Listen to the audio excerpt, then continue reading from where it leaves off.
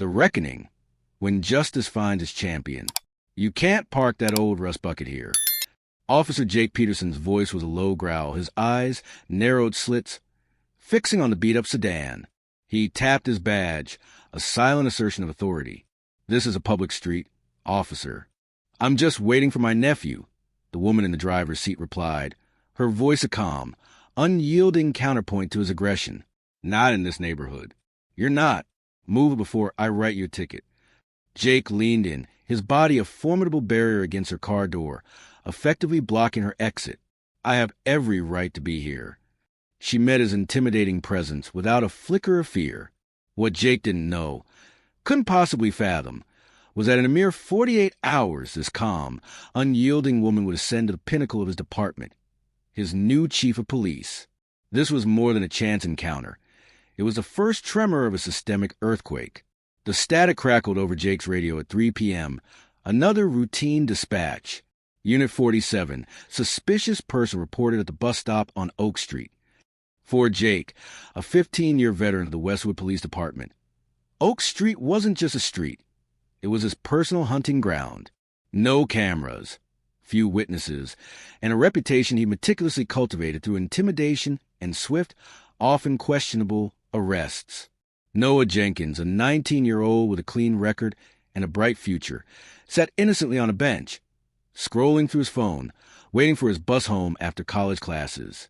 Jake pulled up, exiting his patrol car with a practiced swagger. On your feet, hands where I can see them. Noah, startled, complied. What's the problem, officer?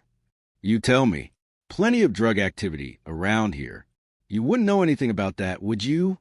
No, sir. I don't use drugs. They all say that. Jake moved closer, his presence looming. Empty your pockets. Noah hesitated. Do you have a warrant? Jake scoffed, a dismissive sound. Got something to hide? Only guilty people worry about warrants.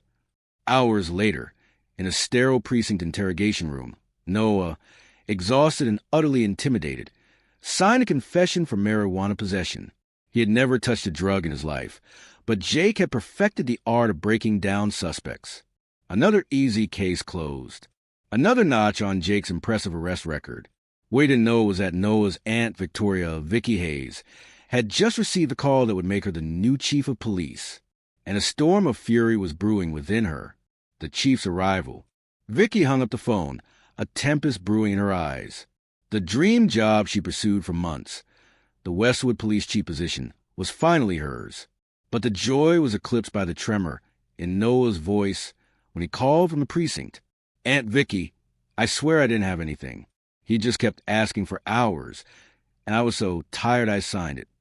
Vicky knew Noah, an honor student, dedicated to his work at the community center, never once in trouble. But she also knew the dark underbelly of a justice system she'd spent years observing. Her background in military intelligence and security consulting had taught her much about the insidious nature of power and corruption. There was no direct proof of misconduct, but whispers about Officer Peterson's alarmingly high confession rates and questionable tactics had reached her ears. She meticulously uncovered patterns in his past arrests. Young men, predominantly from disadvantaged backgrounds, coerced into confessions. In 48 hours, she'd have the authority to tear through Jake Peterson's entire career. But first, she wanted a first-hand look at his methods. As a concerned citizen, she decided to pay him a visit at the precinct. The challenge. Days later, Vicky walked into the Westwood Police Department, appearing as just another citizen with a grievance. Jake emerged from the back office, an annoyed scowl etched on his face. You again? Yes. I've been looking into the confession rates here. They're concerning. Vicky presented a meticulously organized folder. Last year, officers like you had an 89% confession rate. The state average is 23%. Jake's face hardened. Where did you get those numbers? Public records, court documents. It's all there if you know where to look. Vicky's voice remained calm, unwavering. I'm concerned about patterns, like witnesses changing stories or evidence suddenly appearing. Jake glared at her. This woman was different. She wasn't intimidated. Who are you exactly? He demanded. Just someone who believes in justice. As she walked away, Jake felt a flicker of unease. He had no idea she would be sitting in the chief's office the very next day. The reckoning. 24 hours before her official announcement, Vicky returned to the precinct. Jake, frustrated by his supervisor's questions about the persistent problem citizen, met her in a deserted hallway. "You need to stop coming here," he snarled, pushing her against the wall and grabbing her arm. "Listen to me. If you keep this up, I can make your life hell. I have connections." Vicky broke free, her voice a chilling whisper. "Get your hands off me. You just made a very serious mistake, Officer Peterson." Her gaze flicked to a discreet corner. "It's all on camera." Panic flickered in Jake's eyes as he followed her gaze to the security camera. The next morning, the department gathered for the official announcement.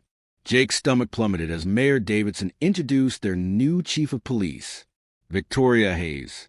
Vicky pinned her badge, her gaze sweeping the room, landing squarely on Jake. "My first priority will be accountability. Any officer who is engaged in inappropriate conduct will face the consequences." In her office an hour later, Vicky calmly played the security footage for Internal Affairs and the mayor. "This happened 3 days ago. I am filing a formal complaint for assault and abuse of power."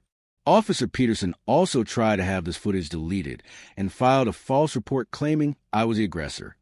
Jake was immediately suspended without pay. News of the incident rocked the city. Local reporters highlighted Chief Hayes' investigation into coerced confessions. Community leaders demanded action. Noah's lawyer filed to overturn his confession, the truth beginning to unravel. Vicky called in the State Bureau of Investigation, SBI, for an independent review of Jake's cases. Over 6 weeks, they uncovered a disturbing pattern. The 89% confession rate, evidence appearing suspiciously, and phone records showing calls from near Jake's home to witnesses who later changed their stories. Financial irregularities also emerged. Noah's case was the first to go to court. Audio recordings revealed Jake's illegal interrogation tactics, food and water deprivation, threats against Noah's mother. Security footage from Noah's job proved he was at work when the alleged crime occurred. A paid informant admitted Jake had coached him to lie. Noah's conviction was overturned. Officer Peterson systematically violated constitutional rights. The judge declared, sentencing Jake to 8 years in federal prison. It wasn't life, but it was justice. Rebuilding trust. With Jake gone, Vicky focused relentlessly on reform. Body cameras became mandatory. Interrogation procedures were updated to include comprehensive recordings and immediate access for lawyers. A community review board was established, and training programs for officers were significantly expanded. Change was slow, and not every officer embraced it, but the culture began to shift. 2 years later, citizen complaints were down by 40%, use of force incidents by 35%, and confession rates had normalized. Noah, now a law student, interned at the public defender's office, determined to help others who had been unjustly accused. Vicky, promoted to regional commander, oversaw reforms across 5 counties.